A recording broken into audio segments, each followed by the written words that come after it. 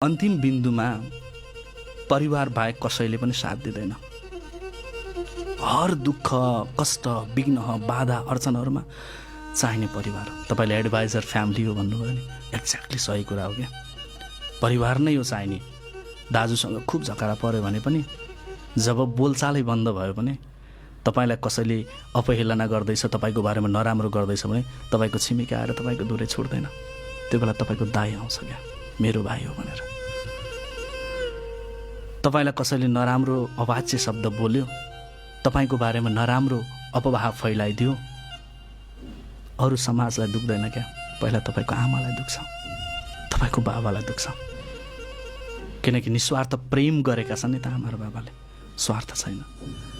त्यसैले यो संसारमा सबभन्दा पहिला दुख्ने आमा र बाबालाई अर्थात् परिवारलाई हो। खुसी पनि तिनी नै हुन्छ।